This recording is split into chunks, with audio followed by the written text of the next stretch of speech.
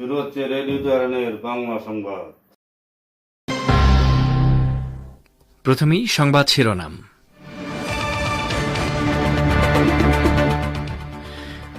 যে কোনো সময়ের চেয়ে গাজায় যুদ্ধবিরতি এখন নিকটবর্তী, হামাস সহ প্রতিরোধকামী সংগঠনগুলোর মন্তব্য। লোহিত সাগরের আকাশে নিজেদের ক্ষেপণাস্ত্র হামলায় ভূপাতিত হল মার্কিন যুদ্ধ বিমান, এক পাইলট আহত। শেখ হাসিনাকে গ্রেফতার করতে ইন্টারপোলে রেড নোটিশ জারির আবেদন, অর্থ পাচার নিয়ে অনুসন্ধানে নামছে দুদক। এবং নির্বাচন কমিশনের বিশ্বাসযোগ্যতা নষ্ট করতে ষড়যন্ত্র করছে মোদী সরকার, কংগ্রেস সভাপতি খাড়গের অভিযোগ।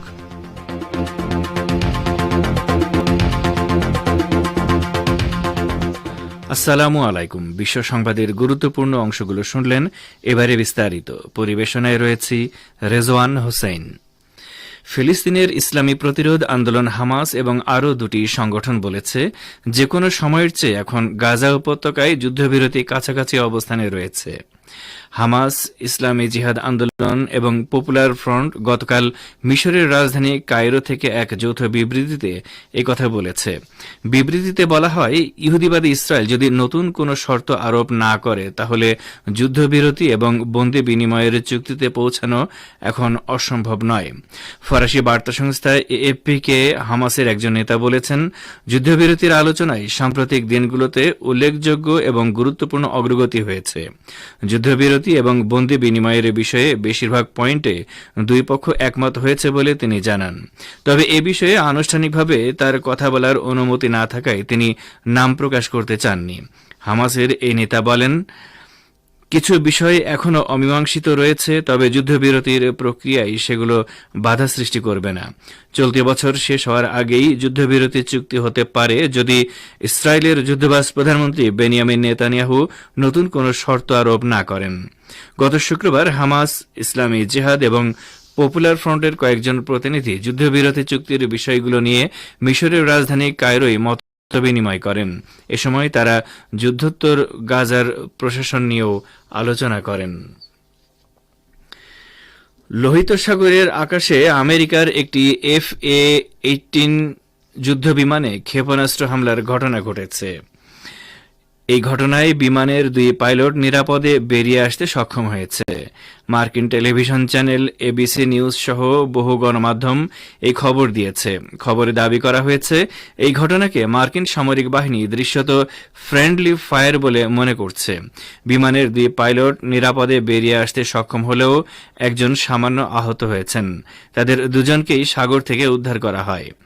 ABC নিউজ বলছে, guided missile cruiser USS Gettysburg থেকে যুদ্ধবিমান লক্ষ্য করে ভুলক্রমে ক্ষেপণাস্ত্র ছোড়া হয় এবং তা বিমানে আঘাত করে। যুদ্ধবিমানটি USS হ্যারি এস ট্রুম্যান বিমানবাহী রণতরী থেকে উড্ডয়ন করেছিল। ক্ষেপণাস্ত্রের আঘাতে বিমানটি ভূপাতিত হয়েছে। এর কয়েক ঘণ্টা আগে মার্কিন যুদ্ধবিমান থেকে ইয়েমেনের উপর ক্ষেপণাস্ত্র হামলা চালানো হয়েছে। মার্কিন কেন্দ্রীয় কমান্ড বা সেন্টকম এই ঘটনার পূর্ণাঙ্গ তদন্ত শুরু করেছে বলে ঘোষণা দিয়েছে। কয়েক রকমের ক্ষেপণাস্ত্র প্রতিরক্ষা ব্যবস্থা থেকে বেশ কয়েকটি ক্ষেপণাস্ত্র ছোড়ার পরেও ইয়েমেনের হুথি আনসারুল্লাহ আন্দোলন সমর্থিত সামরিক বাহিনীর ছোড়া ব্যালিস্টিক ক্ষেপণাস্ত্র ভূপাতিত করতে পারেনি ইহুদিবাদী ইসরায়েলের সামরিক বাহিনী। গতকাল সকালের দিকে ইসরায়েলের রাজধানী তেল আবিবের মধ্যাঞ্চলের একটি খেলার মাঠে ওই ক্ষেপণাস্ত্র আঘাত হানে বলে টাইমস অফ ইসরায়েল জানিয়েছে। ইসরায়েলের সামরিক বাহিনী বলছে, ঘটনাটি আগাগোড়া তদন্ত করা হচ্ছে। তবে বিমানবাহিনী ও হোমফ্রন্ট কমান্ডের প্রাথমিক তদন্তের পর ক্ষেপণাস্ত্র ভূপাতিত করা এবং আগাম সতর্কবার্তা নিয়ে তাদের কিছু সিদ্ধান্ত এরই মধ্যে বাস্তবায়ন করা হয়েছে। দখলদার বাহিনী বলেছে, যুদ্ধ পরিস্থিতির নিরাপত্তা বিবেচনা করে আকাশ প্রতিরক্ষা কার্যক্রম এবং সতর্কতা ব্যবস্থা সম্পর্কে আর কোনো বিস্তারিত তথ্য দেয়া যাবে না। ইহুদিবাদী সামরিক বাহিনীর প্রাথমিক তদন্ত রিপোর্ট অনুসারে ইয়েমেন থেকে ছোড়া ক্ষেপণাস্ত্রটি ধ্বংস করার জন্য বিভিন্ন ধরনের ইন্টারসেপ্টর থেকে ক্ষেপণাস্ত্র ছোড়া হয়। এমনকি এই ক্ষেপণাস্ত্র ধ্বংস করার জন্য আকাশ আকাশ এবং বায়ুমণ্ডল দুই জায়গা থেকেই বাধা দেওয়ার চেষ্টা করা হয়, কিন্তু সমস্ত প্রচেষ্টা ব্যর্থ হয়েছে। ইসরায়েলের সামরিক বাহিনী কয়েক স্তরের প্রতিরক্ষা ব্যবস্থা ব্যবহার করে থাকে। এর মধ্যে রয়েছে স্বল্প পাল্লার আয়রন ডোম, মধ্যম পাল্লার ডেভিড স্লিং এবং দীর্ঘ পাল্লার অ্যারো সিস্টেম। এর মধ্যে অ্যারো সিস্টেম বায়ুমণ্ডলের বাইরে থেকে ব্যালিস্টিক ক্ষেপণাস্ত্র ধ্বংস করার কাজে ব্যবহার করা হয়, কিন্তু ইয়েমেনের এই ক্ষেপণাস্ত্র ভূপাতিত করতে সক্ষম হয়নি অ্যারো সিস্টেম।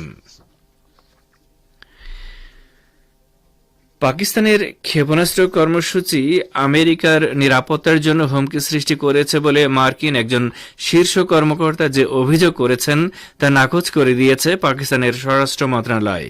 গতকাল পাক পররাষ্ট্র মন্ত্রণালয়ের মুখপাত্র মুমতাজ জাহারা বালুচ বলেন, পাকিস্তানের ক্ষেপণাস্ত্র কর্মসূচি যেভাবে এগোচ্ছে তাতে এক পর্যায়ে দক্ষিণ এশিয়ার বাইরেও মার্কিন ভূখণ্ডে আঘাত হানতে সক্ষম হবে বলে প্রেসিডেন্ট জো বাইডেন প্রশাসনের ডেপুটি ন্যাশনাল সিকিউরিটি অ্যাডভাইজার জন ফিনার যে অভিযোগ ও উদ্বেগ প্রকাশ করেছেন তা খুবই দুঃখজনক।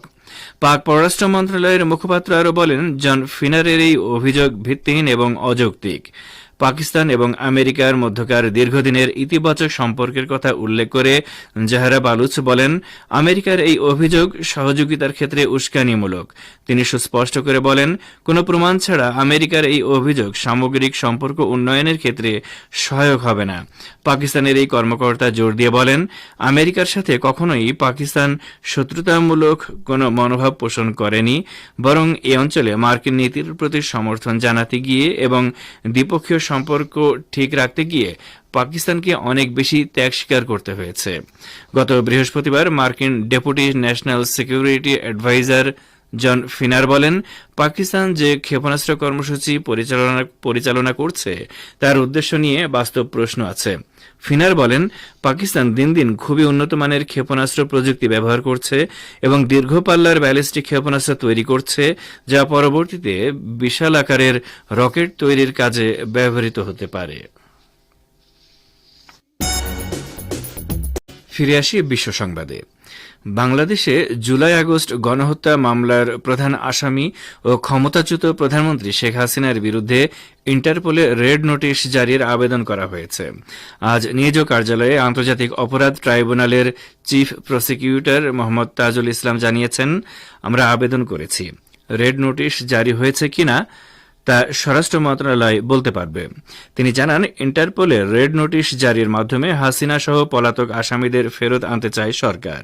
এর আগে গত 10 নভেম্বর আন্তর্জাতিক অপরাধ ট্রাইব্যুনালের মামলায় ভারতে পালিয়ে যাওয়া সাবেক প্রধানমন্ত্রী শেখ হাসিনা ও পলাতক আওয়ামী লীগ নেতাদের গ্রেফতারে ইন্টারপোলের রেড নোটিশ জারির বিষয়ে পদক্ষেপ নিতে পুলিশ মহাপরিদর্শককে চিঠি দিয়েছেন চিফ প্রসিকিউটর মোহাম্মদ তাজুল ইসলাম।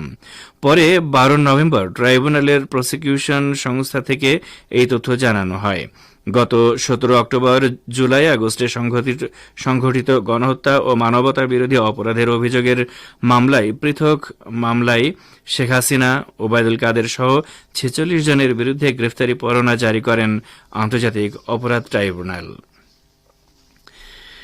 তীব্র গণ আন্দোলনের মুখে ক্ষমতাচ্যুত বাংলাদেশের প্রধানমন্ত্রী শেখ হাসিনা এবং তার ছেলে সজীব ওয়াজেদ জয়ের বিরুদ্ধে 300 মিলিয়ন মার্কিন ডলার পাচারের অভিযোগ অনুসন্ধানের সিদ্ধান্ত নিয়েছে দুর্নীতি দমন কমিশন দুদক।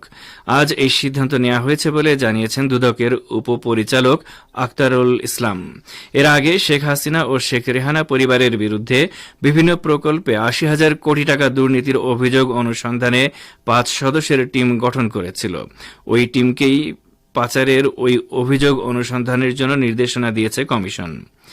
অভিযোগ সূত্রে জানা যায়, আমেরিকার গোয়েন্দা সংস্থা FBI সম্প্রতি সাবেক প্রধানমন্ত্রী শেখ হাসিনা এবং তার ছেলে সজীব ওয়াজেদ জয় বিষয়ে একটি প্রাথমিক তদন্ত করে। 2014 সালে মার্কিন যুক্তরাষ্ট্র বনাম রিজভী আহমেদ মামলায় প্রধানমন্ত্রী শেখ হাসিনার ছেলে সজীব ওয়াজেদ জয়ের নাম প্রথম নজরে আসে। FBI এর তদন্তে সজীব ওয়াজেদ জয়ের গুরুতর আর্থিক কেলেঙ্কারির বিষয়টি উন্মোচিত হয়। বিশেষ করে তার নামে থাকা হংকং এবং কেম্যান আইল্যান্ডের বিভিন্ন ব্যাংক হিসাব থেকে স্থানীয় একটি মানি এক্সচেঞ্জের মাধ্যমে ওয়াশিংটন ডিসি, নিউ ইয়র্ক এবং লন্ডনের বিভিন্ন ব্যাংক হিসাবে টাকা পাচারের তথ্য উঠে এসেছে। এফবিআই তাদের লন্ডনের প্রতিনিধির মাধ্যমে বিষয়টি নিশ্চিত করেছে এবং প্রমাণ পেয়েছে যে সেখানে গুরুতর আর্থিক অনিয়ম এবং মানি লন্ডারিং এর অপরাধ সংঘটিত হয়েছে। আপনারা বিশ্ব সংবাদ শুনছেন রেডিও তেহরান থেকে, আর প্রচারিত হচ্ছে শর্টওয়েভ 25 মিটার ব্যান্ডে। ভারতের কংগ্রেস সভাপতি মল্লিকার্জুন খাড়গে বলেছেন, নির্বাচন কমিশনের বিশ্বাসযোগ্যতা নষ্টের জন্য পরিকল্পিতভাবে ষড়যন্ত্র করছে নরেন্দ্র মোদী সরকার। নির্বাচনী নথি গোপন করতে নয়া আইন নিয়ে কেন্দ্রীয় সরকারের তীব্র সমালোচনা করেছেন কংগ্রেস সভাপতি। তিনি বলেন, এই নতুন নিয়মেই বিষয়টি স্পষ্ট হয়েছে যে নির্বাচন কমিশন স্বাধীনভাবে কাজ করছে না। গতকাল ভারতের নির্বাচন ব্যবস্থায় ব্যাপক পরিবর্তন এনে নতুন আইন ঘোষণা করেছে কেন্দ্রীয় সরকার। 1961 সালের নির্বাচন বিধির 93(2) ধারা অনুযায়ী এতদিন ভোট সংক্রান্ত সব নথি জনসমক্ষে প্রকাশ করতে বাধ্য থাকত নির্বাচন কমিশন। সেই আইন পরিবর্তন করে শনিবার কেন্দ্রীয় সরকার জানিয়েছে, শুধুমাত্র নির্বাচনী আচরণবিধি নিয়ম সংক্রান্ত নথিগুলোই এখন থেকে প্রকাশ করা হবে। এমনকি আদালত চাইলেও নির্বাচন কমিশনকে ভোট সম্পর্কিত সব নথি প্রকাশ্যে আনার নির্দেশ দিতে পারবে না। কেন এই সিদ্ধান্ত নেওয়া হয়েছে তা নিয়ে প্রশ্ন তুলেছেন খাড়গে। খাড়গের দাবি, কেন্দ্রীয় সরকার ভোট প্রক্রিয়ায় স্বচ্ছতা চাচ্ছে না বলেই ভোট সম্পর্কিত সব তথ্য প্রকাশ্যে আনতে তাদের আপত্তি। কংগ্রেস সভাপতি বলেন, ভারতের নির্বাচন ব্যবস্থাকে ধ্বংস করতে যে পরিকল্পিত ষড়যন্ত্র করা হচ্ছে, মোদী সরকারের এই সংশোধনী তারই প্রমাণ। এটা সরাসরি সংবিধান এবং গণতন্ত্র বিরোধী। তিনি সতর্ক করে বলেন, সংবিধান বাঁচানোর সব চেষ্টা আমরা করব। জাতিসংঘে নিযুক্ত রাশিয়ার রাষ্ট্রদূত ভ্যাসিলি নেবেনজিয়া বলেছেন, ইউক্রেন এখন পশ্চিমা অস্ত্র নির্মাতাদের জন্য একটি লাভজনক সুযোগে পরিণত হয়েছে। তারা অস্ত্র সরবরাহের মাধ্যমে ইউক্রেন যুদ্ধকে দীর্ঘায়িত করে লাভবান হচ্ছে। জাতিসংঘ নিরাপত্তা পরিষদের বৈঠকে শুক্রবার নেবেনজিয়া একথা বলেন। এ সময় তিনি মার্কিন নেতৃত্বাধীন ন্যাটো জোটভুক্ত দেশগুলোকে যুদ্ধের সুযোগ নিয়ে নিজেদের প্রতিরক্ষা শিল্পের সমৃদ্ধি ঘটানোর অভিযোগ করেন। তিনি জোর দিয়ে বলেন, এটা সবার জানা যে মার্কিন, ব্রিটিশ এবং তাদের মিত্রদের সামরিক শিল্প কমপ্লেক্সের জন্য একটি আসল সোনার খনি হয়ে উঠেছে ইউক্রেন। আর এরই সাথে শেষ করছি রেডিও তেহরান থেকে আপাতত বিশ্ব সংবাদ।